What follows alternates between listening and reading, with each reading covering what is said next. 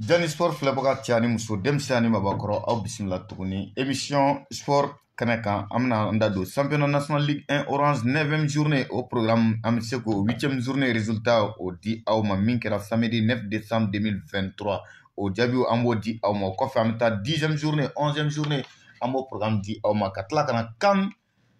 Côte d'Ivoire 2023 Al Nasr en 2024 Katlako au Fane Diabi. La liste des 53 joueurs des aigles au fana bora Burkina Sénégal jamana wɛrɛw kan an bɛna an da don la ka tila ka taa Ligue des Champions fana programme di aw ma o kɔfɛ ka taa Coupe d'Angleterre match minnu tanna ka tila ka o jaabi di aw ma ka an sɛnɛbila taama kɛ ka taa kunnafoni dɔw ɲini Europe Asie Amérique ko o fana di aw ma 9e journée 8e journée programme na samedi 9 décembre Black Star ale bina ATS ɲɛkɔrɔ min kɛra 1-0 o kɔfɛ Isfas ale tamana ASB kan 1-0. 11 créateurs fana tamana African 3-0, 3-1. Dimanche 10 décembre 2023, Union Sportive Bougouba ale ni AS Bagarjan olu ko don ɲɔgɔn na 0 bi partout. Binga ale se sɔrɔ AS kan 2-0. Jeliba AC ale ye Polisiw bugɔ 1-0. Real de Bamako ale ni Union Sportive de Buguni olu ko don ɲɔgɔn na 2 bi partout. Kita ale ni Stade Malien o bɔra a dɔgɔ kɔrɔ. Championnat 10e journée 23 décembre 2023 ni ala sɔnna ma Joliba AC ka terrain kan 15h45 Isfas Black Star ASB fɛ Binga ale ni Real 15h45 Stade Malien ka terrain kan COB ATS Real ka terrain kan Joliba ale ni AS Bagarjan mi ɲɔgɔn sɔrɔ 23 décembre 2023 Stade Malien ka terrain kan Kita ale ni 11 créateurs bi ɲɔgɔn sɔrɔ 15h45 Jeliba fɛ ASCO Buguni olu bi ɲɔgɔn sɔrɔ o kɔfɛ an bɛ taa 11e journée fana programme na 11e journée 26 décembre 2023 Jeliba se ka terrain kan AS Police Binga 15h45 Real Stade Malien ka terrain kan Real de Bamako ale ni Union Sportive Bougouba 15h45 15h45 Real ka terrain kan Stade Malien ale ni Black Star bi ɲɔgɔn sɔrɔ o kɔfɛ match duman olu bɛ yen ni ala sɔnna ma samedi 30 décembre 4e journée match en retard Jeliba AC ale ni Stade Malien olu bi ɲɔgɔn sɔrɔ 16h pile stade du 26 mars ni ye 10e journée mais Jeliba ale ni Stade Malien olu ka match en retard de o bɛ kɛ ni ala sɔnna ma samedi 30 décembre au stade du 26 mars le 3 décembre encore le 3 janvier 5e journée match en retard o bɛ kɛ ASB ka terrain kan Stade Malien ale ni Union Sportive de Buguni olu bi ɲɔgɔn sɔrɔ donc an bɛna an da don an ka championnat national toujours 12e journée 6 janvier ni ala y'o yira an na Union Sportive de Kita ale ni Jeliba AC o bi ɲɔgɔn sɔrɔ ASB ka terrain kan 15h45 Jeliba AC ka terrain kan Isfas ni Real bi ɲɔgɔn sɔrɔ o kɔfɛ Real ka terrain kan tuguni Real de Bamako ale ka terrain kan Union Sportive de Bougouba ale ni AFE bi ɲɔgɔn sɔrɔ Stade Malien ka terrain kan 15h45 ASCO ATS dimanche 7 janvier 2024 Real de Bamako ka terrain kan Stade Malien AS Police olu bɛ ɲɔgɔn sɔrɔ ni ala sɔnna an bɛ nin bɛɛ jaabi ɲini k'o di aw ma san championnat bɛ yɔrɔ min na classement na san après 9e journée o tɔlanci kɔfɛ Real de Bamako ale bɛ ten kan avec 19 points hali n'a sɔrɔ match en retard dɔw bɛ Stade Malien bolo dɔw bɛ Jeliba bolo mais ni min bɔra o bɛɛ la an b'o di aw ma 100 meilleur buteur du championnat national après 9 journées o ye Lamine Diakité ale bɛ ballon tan 11 créateurs fɛ Cɛkoro ale ye 6 bi don kɔrɔ Cɛkoro Traoré Real de Bamako ale fana 6 bi don Banu Sise ale fana bɛ Real de Bamako la ale fana 4 bi don o kɔfɛ Sek S Keita ATS Koro ale fana 4 bi don ni ye 11 ni ye les meilleurs buteurs du championnat national Ligue 1 Orange Mali o programme filɛ nin ye an bɛna tuguni k'an da don min wɛrɛ la o ye championnat classement y'o fana di aw ma Bala Jakite an bɛna taa CAN kɛnɛ kan n'an tilara CAN programme na an bɛ taa Ligue des Champions programme fana la Bala Mali ka liste bɔra 53 non ou bien 55 joueurs kosɛbɛ an y'o de ta i bisimila an ka kɛnɛ kan an bɛ foli di aw lajɛkulu bɛɛ lajɛlen ma Mali kɔnɔ fo ka taga se Mali kɔkanna ma i y'a fɔ cogo min na Mali kɔni an ka dolantan ɲɛmɔgɔ n'o ye Eric Sebusel ye ale kɔni ye mɔgɔ 55 a y'o tɔgɔ di fɔlɔ minnu bɛ yen ni an b'a fɛ ka taga dolanci min na n'o bɛ kɛ Côte d'Ivoire CAN 2023 n'a bɛna taa 2024 kɔnɔna na ale kɔni a ye cɛden 55 a y'o tɔgɔ di fɔlɔ o cɛden 55 la an bɛ Ibrahima Bozo Mogoro ale bɛ yen Amari Traoré, Kapi, voilà Kapi, Sigou Niakate, ale be bɛɛ b'ale dɔn, Amadou Aïdara, Kiki Kouyaté, Massadio Aïdara, Moussa Doumbia, Djadji Samassékou, El Bilal Touré, hali n'a sɔrɔ ɲina ale ma balontan fɔlɔ bɛɛ lajɛlen b'o kalama mais an jigi b'a kan k'a fɔ ko a bɛ se ka sen sɔrɔ wala ka bɛn ni CAN ye. Yves Bissouma, Lassana Coulibaly, Mohamed Kamara, Nene Dorgelès, Adama Traoré, fo ka na se Mamadou Fofana, Djigui Diarra, Falaye Sako, Boubacar Traoré, hakili la ni Elfeno ko ye min bɛ wuli Wurantɔn na, ka na se Fuseni Diabaté, Sékou Koïta, Kamori Doumbia, Ismaïla Diawara, ale gardien de but, Aliou Dieng, bɛɛ lajɛlen b'ale dɔn déjà, Boubacar Doumbia, Burama Kone, Youssouf Koïta, Ngolo Traoré, ni ma fila ale kan ka sɔrɔ Stade Malien de Bamako yɛrɛ la yan. Ka na se Lassine Diarra ma, fo ka taga se Amadou Dante, olu bɛɛ ye an ka balontannaw ye minnu dɔnnen don déjà équipe nationale kɔnɔ. Mamadou Doumbia, Alassane Pléa, hali n'o y'a sɔrɔ k'a fɔ kunnafoni dɔw bɛ ka yira k'a fɔ ko ale kɔni CAN na a nali bɛ sɔn ka gɛlɛya dɔɔni. Sirine Doucouré, Mamadou Maïga, Cheikh Oumar Konaté, Mamadou Samassa, Ibrahima Diarra, Amidou Makalou, hakili la ale ye an ka dolanta denmisɛnnin minnu tun bɛ Coupe du Monde na sisan, ale tun bɛ o milieu la a jɔyɔrɔ bonyana kosɛbɛ kosɛbɛ. Moribo Sissoko, Sori Ibrahim Diarra, Moussa Diarra, Daouda Guindo, Mamadou S. Traoré, Almam M. Touré, Ibrahim Sissé, Ibrahima Sissoko, Mamadou Djambou, Ibrahim Sissoko, Racine Sinayogo, Youssouf Niakate, Moussa Djenepo, fo ka na se Kalifa Koulibaly ma. Ne ye cɛden 55 an ka fɛn ɲɛmɔgɔ wala degeni karamɔgɔ n'o ye Segu ye ale kɛlen don ka liste fɔlɔ min di k'a yira k'a fɔ ni kɔni ni liste provisoire de ni Ala sɔnna a ma le 3 janvier Mali ka dolantana 27 min kan ka taa CAN na o liste bɛ bɔ Mali yɛrɛ b'a ka préparation kun cɛ le 6 janvier Mali ni Guinée Bissau bɛ kɛ 26 mars la. Ni Ala sɔnna Bala ye liste lajɛ a ka gɛlɛn kojugu entraîneur bolo ni lajɛ ka taa maa 55 a bɛɛ bɛ ntilon ci. Wa n'i y'a fana bɛɛ lajɛ a bɛɛ ntilonci la ŋanaw ye u ka club la ka taa k'i bɛ mɔgɔ 27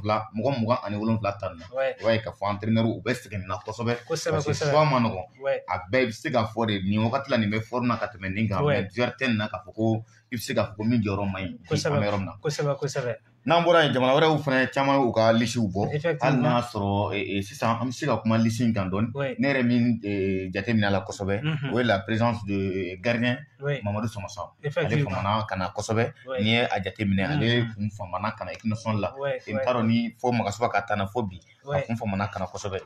Non ale kɔni i y'a fɔ cogo min ale famana kosɛbɛ ka na ani tuguni n'i y'a jateminɛ fana kɛ fɛnw na i b'a ye k'a fɔ fɛn dɔ tun bɛ to ka reproche bɛ to ka k'an ka entraîneur la mais cette fois-ci o ye an yɛrɛ ka dolantana minnu bɛ dolantan Mali la yan hali n'o y'a sɔrɔ nin tɛ liste définitive ye mais liste provisoire in na i b'a ye k'a fɔ mɔgɔ caman b'a la minnu bɛ ballon tan an yɛrɛ fɛ yan mɔgɔ minnu b'a la fɛn o fɛn mɔgɔ 5 fo ka taga sigi mɔgɔ 6 mɔgɔ 7 a bɛ o bɛɛ lajɛlen bɔ k'a fɔ olu bɛɛ bɛ an yɛrɛ ka Mali championnat la yan o fana ye jateminɛ ye mɔgɔ caman bɛ yen minnu tun bɛ min kuma fɔ k'a fɔ ko an yɛrɛ ka jamana kɔnɔ dolantanaw ko olu tɛ yɛlɛ an ka équipe nationale kɛrɛfɛ jateminɛ wɛrɛ min fana bɛ yen o y'a ye k'a fɔ an ka denmisɛnnin minnu tun bɛ Coupe du Monde na sisan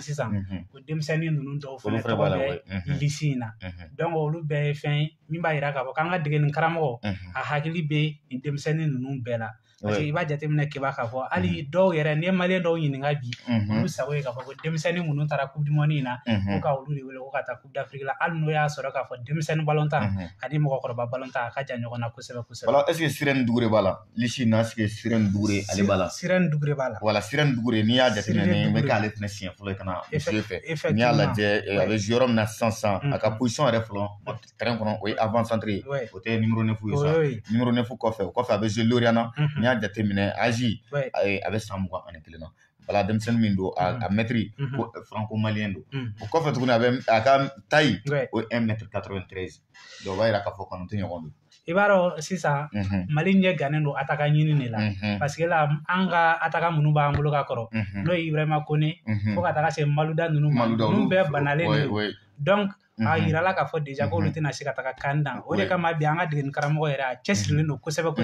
walasa Mali bɛ se ka attaquant dɔ sɔrɔ ka taga CAN na cogo min na o de kama a tun kɛlen don k'i cɛsiri walasa Alassane Pléa fo ka taga se Dembele ma ninnu bɛ se ka na an ka egili tɔ dɛmɛ cogo min na mais kunnafoni labanw kɔni bɛ ka yira k'a fɔ ko ninnu mɔgɔ ninnu u ma ban k'a fɔ k'u tɛna Mali la mais nin CAN in sen fɛ u y'a laɲini k'a fɔ ko ka CAN in kɛ olu kɔfɛ fédération yɛrɛ ye sɛbɛnni k'a kan ko an jigi b'a kan k'a fɔ ni Coupe d'Afrique yɛrɛ tɛmɛna Coupe du Monde éliminatoire minnu bɛna daminɛ a bɛ se ka kɛ dege karamɔgɔ b'u wele Bala o kana sa o de nafa ka bon kosɛbɛ o kana sa o de nafa ka bon parce que an bɛ yɔrɔ min na bi Ibrahim Kone ale ye forfait CAN na i b'a ye k'a fɔ an ka ɲɛfɛla de dun fanga ka dɔgɔ kosɛbɛ Mali balontan na hali n'i ye an ka éliminatoire lajɛ i b'a ye k'a fɔ camancɛw de y'i jɔ u jɔyɔrɔ la kosɛbɛ n'i y'o fɔ i bɛ taa Kamori ninnu na ka se nɛnɛ ninnu ma olu jɔyɔrɔ bonyana an ka biko sira fɛ kosɛbɛ bi an bɛ yɔrɔ min na Ibrahim Kone attaquant min kun don vraiment a kun place ba bɛ CAN na mais ale Ala y'a ye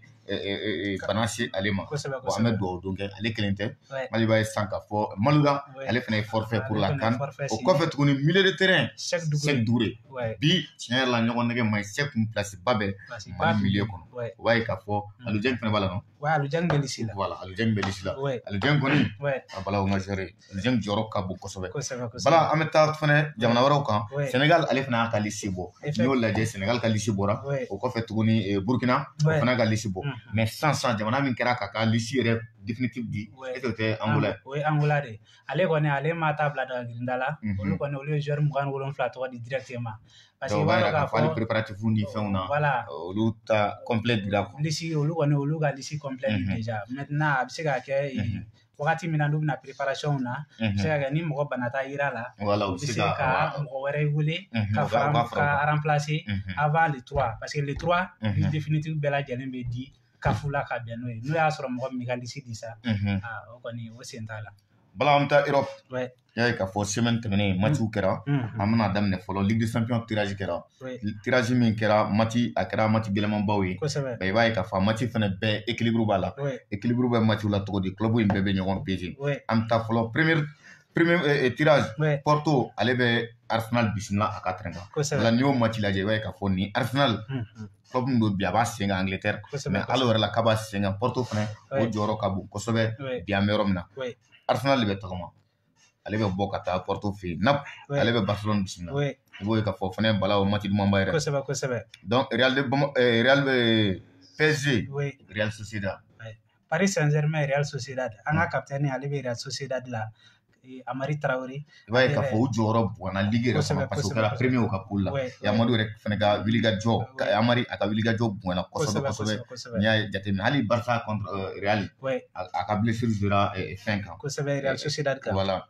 donc Bala match min fana bɛ yen Inter de Milan Atletico Madrid o kɔni an bɛ se k'a fɔ 8e de finale in na o match 2 de bɛ yen minnu yɛrɛ ye 8e de finale in derby yɛrɛ ye Inter Milan Atletico ani Naples Barça o match 2 kɔni olu bɛ se kana ɲina Paris fana ta kɔ kosɛbɛ Paris Real Sociedad hali PSV fana ni fɛn ka match Dortmund Lazio fana b'a sen kan Lazio fana ni Bayern o de b'a ye k'a fɔ match a bɛɛ match dumanw ye donc o b'a yira a kow bɛ gɛlɛya kosɛbɛ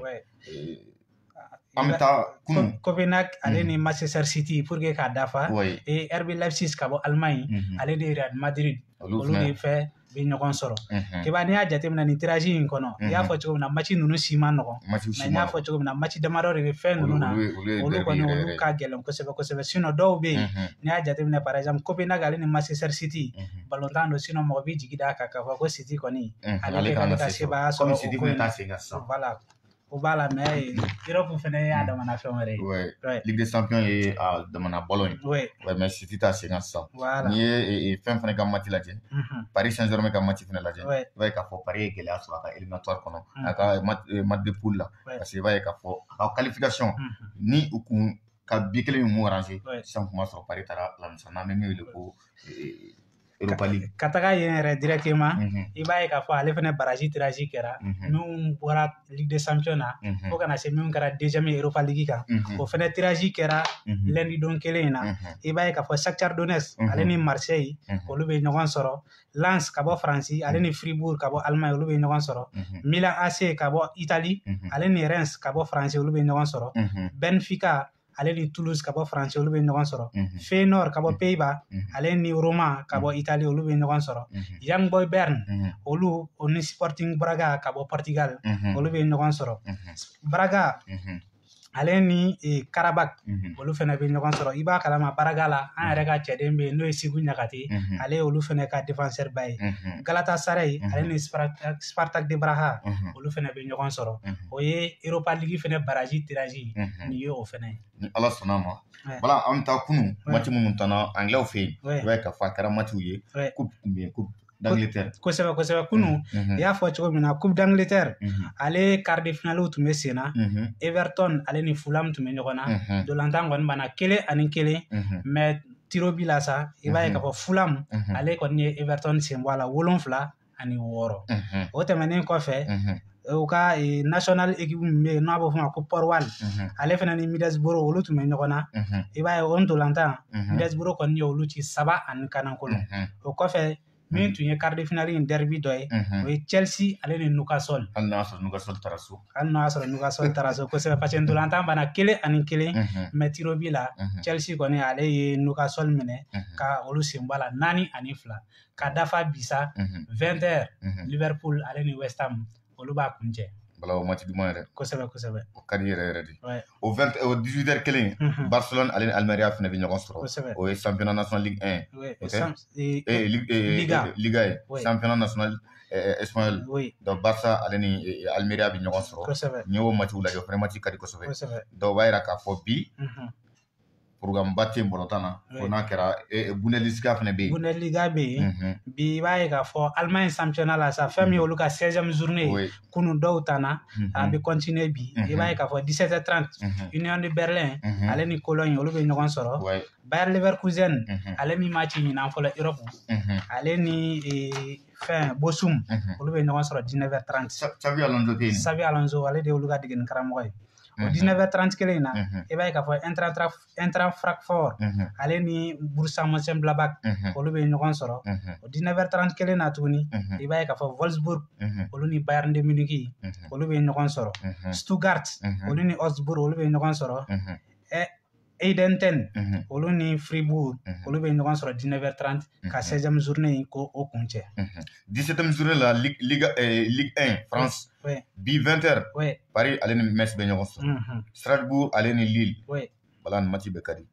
Toulouse ni Monaco bɛ ɲɔgɔn sɔrɔ Mohamed Kamara Marseille Nantes Moussa Diarra bɛ Toulouse la Mohamed Kamara bɛ Monaco la voilà donc malien fila bɛ ɲɔgɔn sɔrɔ bi o kɔfɛ l'Olympique de Lyon voilà Lyon bɛ gɛlɛya kɔnɔ dɛ kosɛbɛ tile fila in na u bɛ ka bɔ dɔɔni u bɛ k'u sen sɔrɔ dɔɔni voilà n'i y'a ka match lajɛ u tun bɛ hali relégat la o tun ye diri ye c'était nin kun ka gɛlɛn kosɛbɛ Nice ale ni Lens bɛ ɲɔgɔn sɔrɔ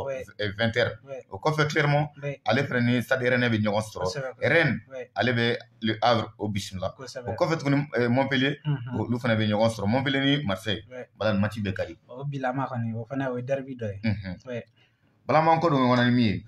le meilleur buteur de cette saison Harry Kane kosɛbɛ n'i y'a lajɛ Allemand don bi anglais don mais a bɛ ka ntalon ci Bayern Munich fɛ a ye 20 bi don Bundesliga la ka 5 passes décisives kɛ Ligue des Champions 4 bi 3 passes décisives 24 bi toutes compétitions confondues et 8 passes décisives donc o b'a ye k'a fɔ ale a jɔyɔrɔ ka bon kosɛbɛ bi a bɛ yɔrɔ min na a b'a sen kan kosɛbɛ Harry Kane kɔni i b'a dɔn k'a fɔ ale tun bɛ Tottenham de la salon Angleterre anglais yɛrɛ b'a fɔ ma ko Prince Kane ale tun mago bɛ fɛn min na o ye trophée ko de o kama ɲina a bɔra ka taga Bayern na depuis n'a nana Bayern na fɛn min kɔni tɔgɔ ko jɔ a bɛ ko gosi tuma bɛɛ inchallah a jɔyɔrɔ ka bon kosɛbɛ ala an b'i fo waati o sera kosɛbɛ hali n'a y'a sɔrɔ programme dɔ bɛ sini an bɛ sini programme di min bɛ fɛ yen sini anglais fɛ yen jumɛn bɛ sini anglais fɛ yen i b'a ye k'a fɔ sini anglais ka championnat n'o ye Premier League ye o 18e journée bɛ daminɛ depuis ni sini Crystal Palace ale ni Brighton olu bɛ ɲɔgɔn sɔrɔ sini 20h ayiwa bala an bɛ taa Liga la Real de Bamako Real Madrid ale ni Deportivo Alaves olu bɛ ɲɔgɔn sɔrɔ 20h30 match min ka di Real Betis ale ni Girona o match ka di kosɛbɛ Girona kɔni i b'a ye k'a fɔ ɲinan kɔni ale kɛlen don ka surprise ba créer parce que an bɛ yɔrɔ min na ko sisan ale de bɛ premier la Liga avec 2 points d'avance sur le Real Madrid voilà donc o b'a ye fɛnɛ Atletico nin ka 2 sorties ma bɛn u bolo parce que kunu ye défaite u ye match nul kɛ semaine tɛmɛnen tuguni u cira min kɛra match gɛlɛnmanba ye u yɛrɛ bolo hali n'a y'a sɔrɔ rouge bɔra la bala k'i fo k'i waleɲuman dɔn ni ala sɔnna ma an bɛ ɲɔgɔn sɔrɔ Stade Malien ale kan ka jouer bi ni min bɔr'o la an b'o jaabi di aw ma coupe CAF la b'a ye k'a fɔ bɛɛ ka bɔ stade 26 mars kɔnɔ ka taa Stade Malien de Bamako nin tɛ stade ye nin ye i n'a fɔ équipe nationale parce que an bɛ ka jouer jamana wɛrɛ de kama ka taa an ka kɛ jamana ko ye Mali de bɛ ka jouer i n'a fɔ mɔgɔ caman taar'u lajɛ cogo min na Sala Babi ninnu bɛɛ taara ye k'a fɔ ko bi match in tɛ Stade Malien ka match ye nin ye Mali de bɛ ka jouer an bɛ ala deli ala ka sebaya di Stade Malien ma ale min an ka club kelen k'aw ka ntolan ci la bi Afrique kɔnɔ k'an kɔ don ɲɔgɔn na Amara ka waati wɛrɛ d'an ma merci